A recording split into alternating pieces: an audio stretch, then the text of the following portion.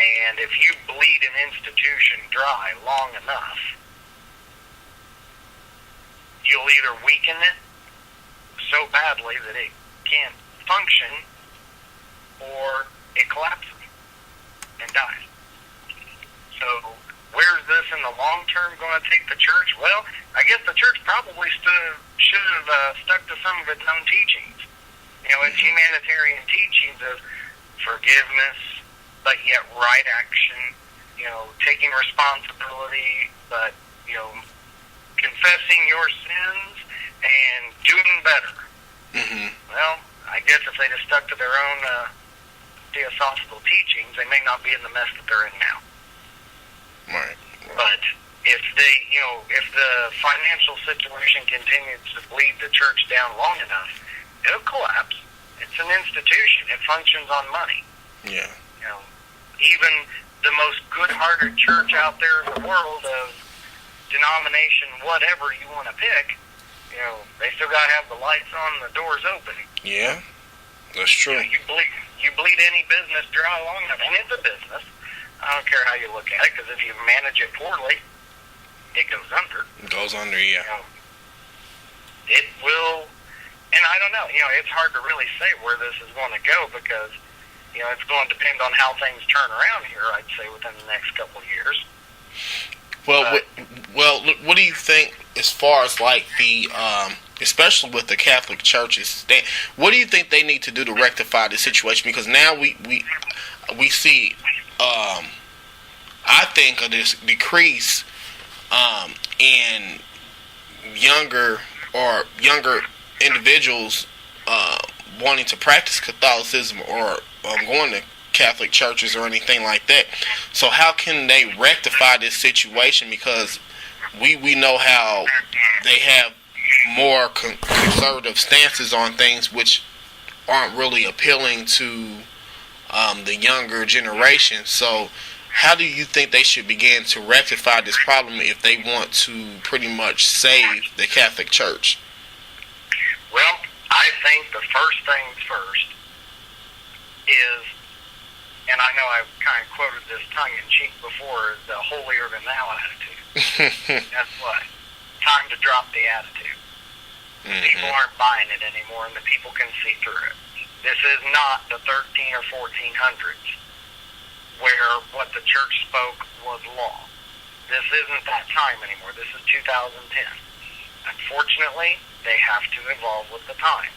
And they have done some things with their image to tweak that a little bit, but as it applies to this situation, which is going to bleed them dry if they don't get a handle on it. Right. Number one, they need to practice what they preach.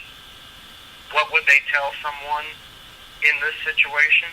They would say, humble yourself, confess thy sins with thy mouth, take responsibility for your actions, humbly go forth, and don't do this again. Ask for your forgiveness.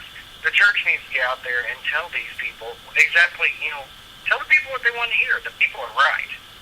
These people are right. And the Catholic Church says, well, it's just a smear campaign attempting to make the Pope look bad. Well, you know what? He didn't need much help. And the one before that one, they had it coming. Yeah, they didn't need much help, in smearing their image. These documents that are surfacing and being put out there in court cases, it's pretty evident what they did. Yeah. They need to come straight out here and say, you know what, we messed up. We are so sorry. Here's what we're going to do to ensure that this never happens again. And, we will offer, hey, the Catholic Church has doctors and physicians. Why don't they offer people psychotherapists? They can help give these people therapy that were victims of this. Mm-hmm. Offer therapy and offer some religious guidance with it if you want to. That's great. Show the people that they are still a church that has the people's salvation at heart. Mm-hmm. And do something to work there, which is where they should have been working at in the first place. Right. Instead of trying to play hide the nutshell game. Well, pretty much, this situation is so complicated. There's so many angles that we can look at this from.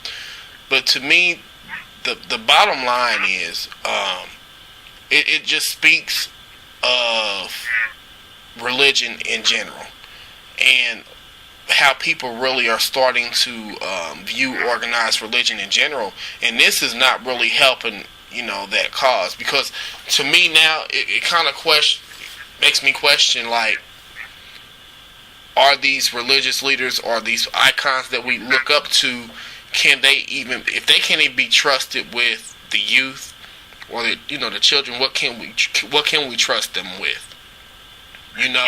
You're pretty much killing off the future of the church when you're doing things like this. And to me, it's almost really, and this is just my commentary. I'm just, I'm editorializing now, but this is just how I feel about it. Your children aren't safe anyway. I mean, you as a parent, you have to be involved with your children. You need to know. You can't just drop them off at a church, or in general, it's not even just the Catholic Church, because this is going on, like, even in secular, and it's just like, you really have to be aware of who's watching your children. You really have to be aware who you're placing your child, whose hands you're placing your child in. You really need to research these people, because a lot of people would have never guessed that these priests were being shuffled around like, a deck of cards. And, it's really scary. Yeah. I mean, and it's not... Even some of the best parents in the world, they may be trying to do this. Look at the instances with the 200-plus deaf boys. These children were deaf. They were going to school to learn how to communicate. They couldn't communicate. And they were going to these religious schools that were being taught and supervised, whatnot, like any other church-oriented school by the church. I mean, wow. Wow. That's pretty scary. Yeah. Because this is even an institution, and even an educational institution that has a religious institution woven directly into it. Mm-hmm. And your child is handicapped here, and they're going to learn how to function in this world. And wow.